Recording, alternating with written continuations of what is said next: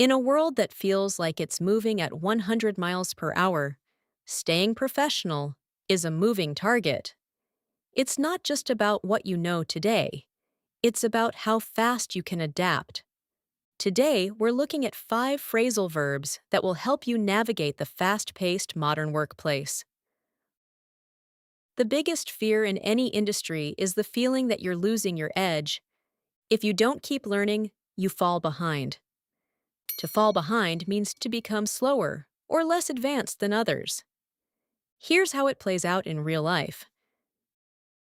You skip learning a new tool because you're busy. A few months later, you realize you've fallen behind, and others are working faster than you. You keep using the same skills while your industry evolves. Over time, you start to fall behind without noticing it. If a company fails to innovate, it will quickly fall behind its competitors in the market. The pattern is the same in all cases. A gap opens up between where you are and where you should be. So how do we prevent that? We make a conscious effort to keep up with the changes. To keep up with something means to stay at the same level as something that is changing or progressing. It's the active work of not falling behind. You read industry news daily to keep up with new developments. You learn new tools to keep up with changes in your field. He reads newsletters every morning just to keep up with what's happening in Silicon Valley. It's a full-time job to keep up with the latest industry regulations.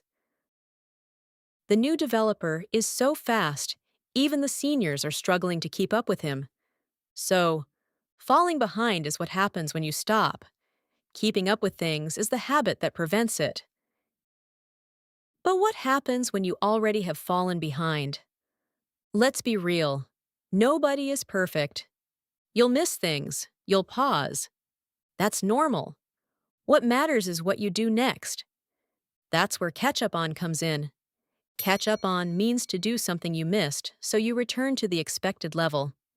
I'm going to stay late on Friday to catch up on all the emails I missed while I was at the conference. This weekend, I finally need to catch up on that online course I bought 6 months ago. You couldn't attend a meeting, so you watch the recording to catch up on what was discussed. Let's have a coffee. I need to catch up on all the office news. Falling behind is human. Catching up is professional. You catch up on specific things: work, sleep, news, episodes of a show. It's targeted. It's intentional. While catching up is productive, there's a trap many professionals fall into: dwelling on things. To dwell on something means to spend a lot of time thinking or talking about something unpleasant. It's the enemy of momentum. You make a mistake and keep dwelling on it for the rest of the day. After a bad interview, you spend days dwelling on what went wrong. You get critical feedback and start dwelling on it instead of using it.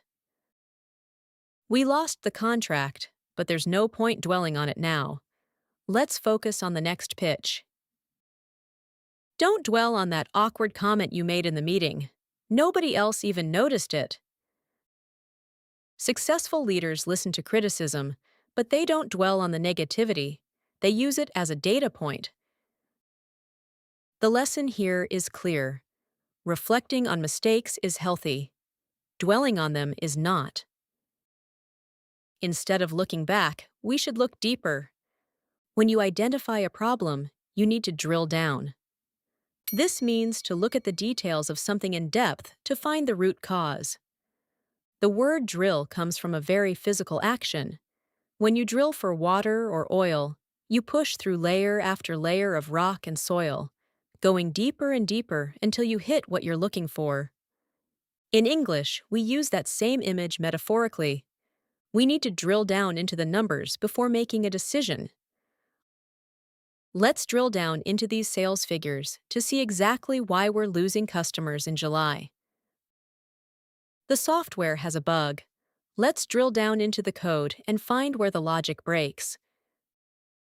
Drilling down isn't overthinking.